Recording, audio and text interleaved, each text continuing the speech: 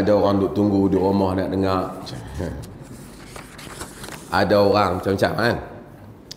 Ada wartawan, ada stesen TV telefon saya. Pertama macam ni tuan-tuan. Sebelum saya nak cerita apa, saya sebelum nak cerita lah, dalam dunia ni, bukan nak cerita orang kena pecat, dalam dunia ni perubahan jawatan ni biasa. Di Malaysia ni Perdana Menteri pun ada yang kena pecat kan, Perdana Menteri pun ada yang hilang jawatan, Presiden parti yang menang undi pun akhirnya kena letak jawatan, ada. Jadi letak jawatan, tinggal jawatan, menteri hilang jawatan, tidaklah salah satu perkara ajaib dalam dunia. Apatah lagi jika ada tu imam tidak berjawatan, tidak hilang. Benda tak pelik lah. Hak tu dululah nak abang, supaya jangan duk heran sangat ni antara benda pelik di Malaysia ni. Benda ni tak pelik kan. Kuasa ni dia ada dua bidang. Ni pasal jawab ni dia kena pentadbiran sikit. Jabatan Mufti dia urusan dia fatwa dan garis panduan tentang membabitkan pegangan-pegangan agama dan seumpamanya. Urus takbir masjid dia berada di bawah Jabatan Agama Islam. Tak apa. Jadi imam ni dia lantik ataupun dia tak disambungkan, ini berada di bawah Jabatan Agama Islam. Jabatan Agama Islam pun dia nak lantik tu imam pun tak boleh. Walaupun dia boleh interview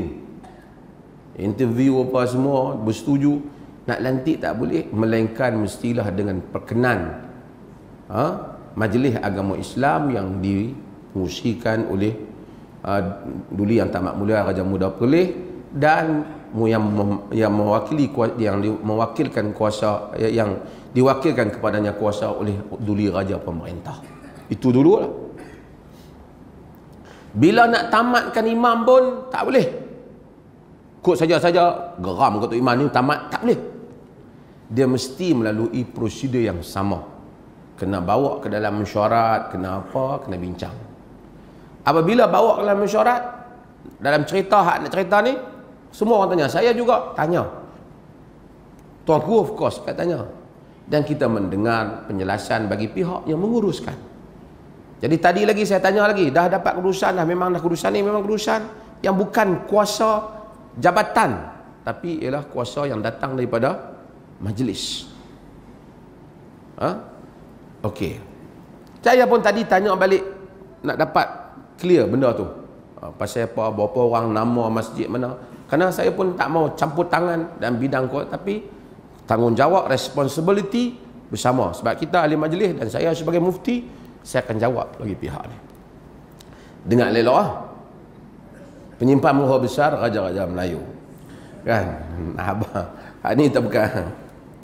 Nak abang macam nak bulan ni. Tuan-tuan, imam yang dikatakan telah dipecat. Pecat ni maksud dia macam mana? Duk kerja elok-elok, pi buang. Itu nama pecat lah kan. Satu lagi pecat, satu lagi dia panggil tak sambung kan. Kita lesen kita mati 31 hari bulan Disember.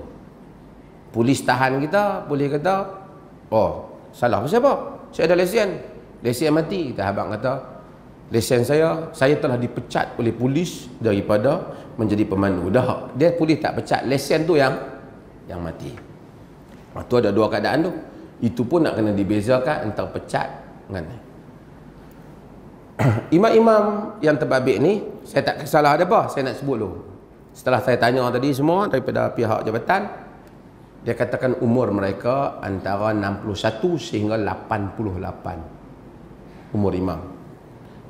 Di kalangan tu lah 28 cik tambah sikit angka dia bagi tu, bagi short sikit kan.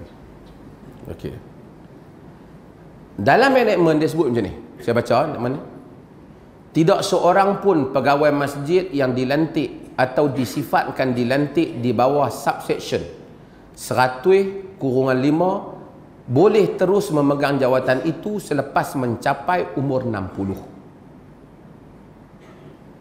Dengan syarat majlis jika difikirkan sesuai melantik mana-mana orang menjadi pegawai masjid walaupun orang itu telah mencapai 60 tahun atau melanjutkan tempoh perkhidmatan pegawai masjid yang telah mencapai umur 60 tahun. Maksudnya pada asasnya 60 tahun tamat.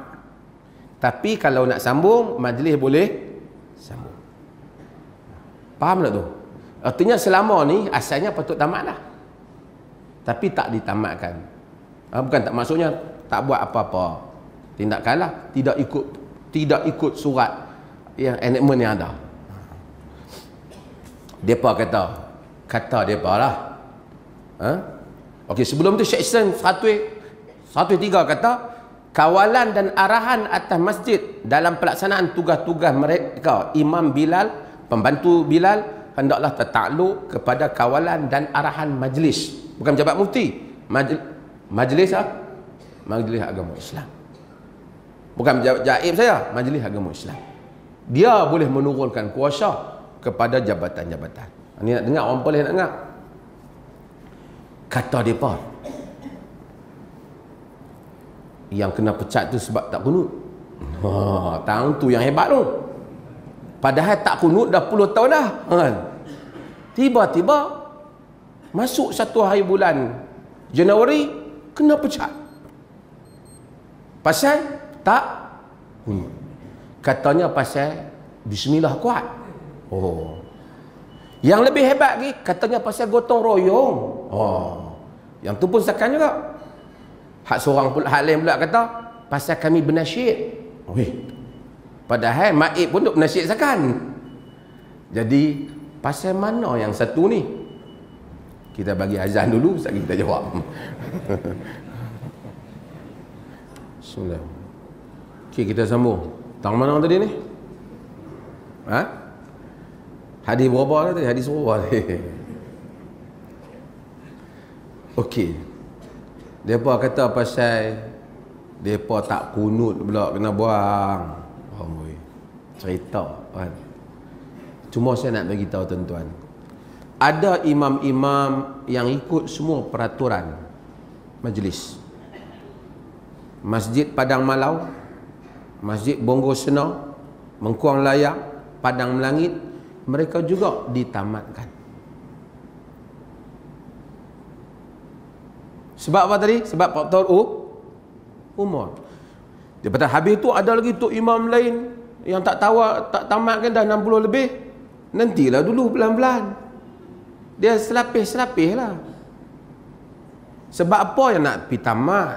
Sedangkan mereka boleh lagi. Ini terpulang kepada budi bicara majlis. Tuan-tuan, macam inilah saya nak minta kat Tok Imam semua. Lagi ada lagi alasan yang saya nak sebut. Kita bagilah peluang ke anak-anak kita yang balik mengaji, boleh jadi hafiz apa semua. Kalau nak tunggulah aku mati dulu. Silap-silap hak balik tu mati.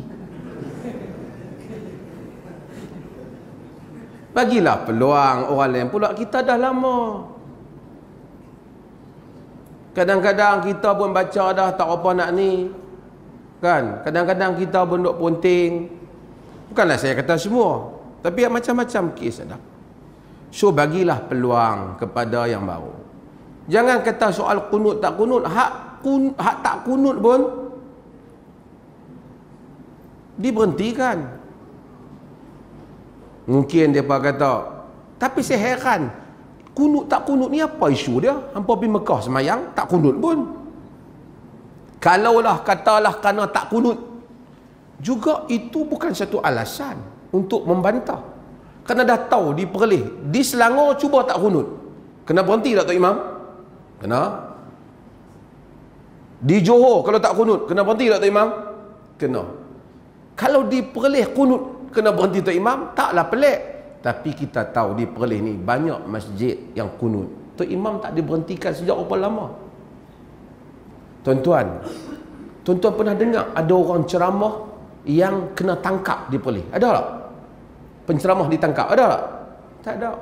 Ada penceramah yang tunjuk jari tengah, mai masuk dalam Perlis, kita boleh tangkap, tapi kita tak tangkap.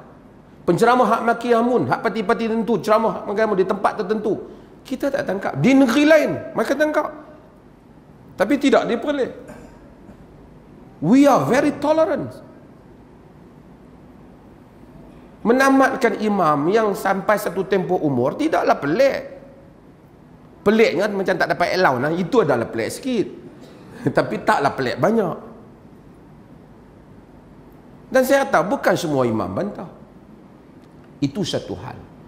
Dia kata ada imam, memang ada banyak elemen yang kita ambil kira dalam hal ini. Tapi saya rasa dalam usaha untuk kepada Perlis maju, kita nak imam yang lebih muda sikit, yang cergas sikit, yang boleh buat kerja banyak sikit. Bukan kita bagi jadi masjid lah ni tak boleh semayang dah, tu imam tak ada. Bukan, tu imam ada, seorang lain sikit sebab orang lain. Bukan buang tu imam, ganti imam. Tuan-tuan pernah ingat kes masjid Bohol Empiang?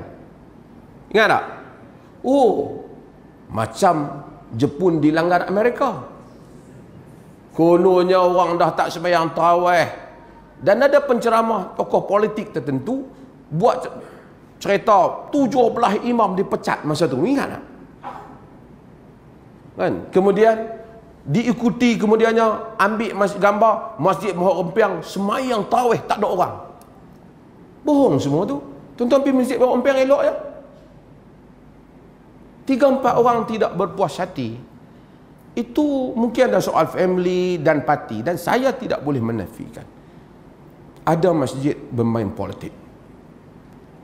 Dia hanya pilih penceramah politik kerana dia jawatan kuasa ataupun imam tu dia condong pada parti tertentu. Dia pilih penceramah-penceramah yang juga kaki macam tu. Mereka mesti berhenti. Kalau kita nak bersihkan Perlis daripada permainan politik agama dalam masjid. Walaupun mereka nak marah, saya tahu mereka boleh ulas. Sebab saya tahu yang duk ulas tu aliran satu tu lah. Kita lain dalam pengurusan kita. Kita hormati. Saya sebenarnya tak mau nak ulas parti lain ni dalam suasana semangat ukhuwah untuk menyatukan semua orang Islam. Dia kata Perlis telah memecah belah, kan tidak pecah belah. Perlis yang macam saya kata, Perlis tidak pernah buat 2 imam. Perlis tidak pernah kata kena bercerai bini sebab parti lain. Tapi ada imam yang orang mari jumpa pejabat bagi tahu, orang pergi rumah dia halau sebab kau tu parti beza dengan dia.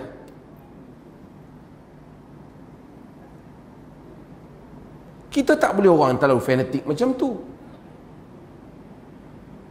Mari jumpa saya. So ini semua kita tak mau elemen politik, satu hal yang lain. Tuan-tuan minta maaf lah orang politik. Bukan, saya tak niat langsung, tapi nak kena habak lah. Pasal nampak mereka pun ulasakan. Tuan-tuan, agama, dia jalan agama. Badi'uz Zaman Sa'id Nursi, dia kata, A'udzu billah minasyaitan wa minas siyasah. Aku berlindung dengan Allah daripada syaitan dan politik. Bukanlah politik tu buruk mana, politik yang bermain kepartian yang melampaui batas. Siapa nak marah, dia boleh marah, tapi saya sebut suka ataupun tak, tapi ini fakta. Saya tunjuk contoh. Kalau kita main politik dalam masjid, seketika ada pihak menyatakan perlembagaan Malaysia ialah perlembagaan kafir, perlembagaan penjajah, perlembagaan jahiliah, menentang perlembagaan Malaysia adalah jihad, jika mati adalah mati syahid, derma adalah jihad, perjuangan adalah jihad. Betul tak? Betul. Kemudian pihak yang sama juga berhimpun mempertahankan perlembagaan, dan mempertahankan perlembagaan itu fardu ain. Kan beza tu antara tentang jadi syahid, wajib tahan tu. Saya nak cerita politik, beza politik. Seketika ada pihak menyatakan bahawasanya perjuangan Melayu itu adalah asabiyah yang ditentang oleh agama, terkeluar daripada agama. Man da'a laisa minna man da'a ila asabiyah, bukan di kalangan kami orang menyuruh pada asabiyah. Semua orang hasil daripada perlembagaan kufur dan asabiyah bercerai bini, tu imam lain tak makan sembelihan. Ini bukan cerita kartun, ini bukan cerita teori, benar, kisah benar. Saya pun daripada family yang sama ya. Saya tahu. Kisah benar. Hari ini mereka yang sama menyatakan di Malaysia kita wajib memperjuangkan Melayu dan hak Melayu, keistimewaan Melayu. Dulu kufur. Itu beza politik apabila dia main di masjid, dan beza apabila kita hanya mengajar agama yang bersih daripada sin. Sebab itu maka diperleh. Bukan kita anti parti-parti ni, kita cuma tak mau main dalam masjid. Saya tahu tak dipanggil hak terang, tapi sebahagian tu aktivis, kecenderungan dia mencari penceramah yang begitu, dan ada orang sampai tak mai tugas kerana terlalu aktif dengan parti tertentu. So tak kalah majlis agama Islam, langsung tidak ada ruang. Kes bukan yang tu sajalah, macam-macam lah kes. Di samping umur, di samping isu-isu itu, di samping isu orang kampung. Dia kan 2-3 orang kampung pertahan dia, tapi dia kena kira dalam kampung tu ada 1,000 orang. Yang angkat spanduk tu 4 orang. Mungkin campur besok hari Jumaat 25 orang. Tapi yang lain tu 900 orang lagi. Bukan saja satu pihak. So dari segi umur, dari segi berbagai-bagai, kita ambil kira hal ini. Tuan-tuan tengok, ada lagi masjid yang kunut apa semua, kita tak ambil apa? Tak ambil tindakan pun. So saya mencadangkan imam-imam yang sebahagiannya okey, bukan semua ni imam ni, ramai juga yang bagus, yang tak kata apa, yang okey. Saya mencadangkan, bagilah laluan kepada anak-anak muda kita Perlis ni, yang dah pergi mengaji tahfiz dan dah hafal Quran, yang walaupun tak hafal baca elok, bagilah pula mereka tunggu. Janganlah abang, tunggulah saya mati dulu, lambat. Bukanlah melambat cepat, Allah lebih tahulah kan. Tapi lambatlah dia nak tunggu, takkan nak tunggu tak mati lagi. Saya kata dia nak doa, ya Allah matikanlah segera tu imam kami.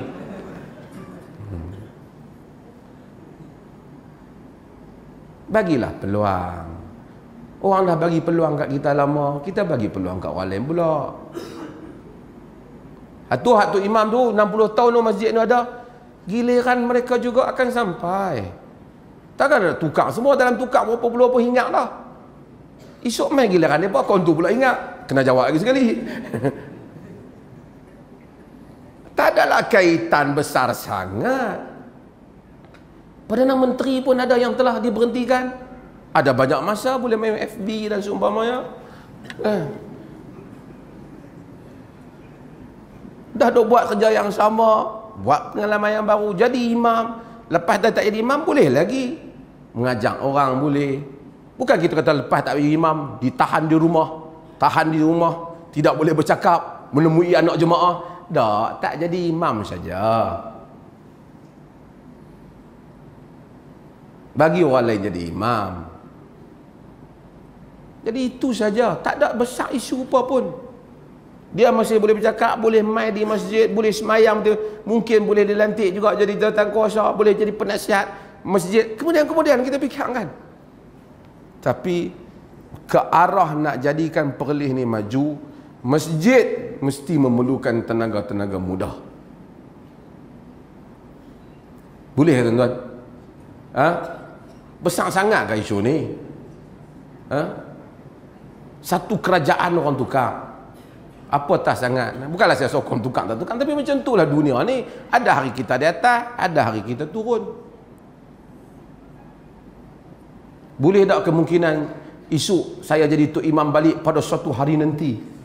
Tak tahu nak kata lah. Perdana Menteri pun boleh jadi balik. Itu kuasa Tuhan. Mufti pun dah jadi 2 kali.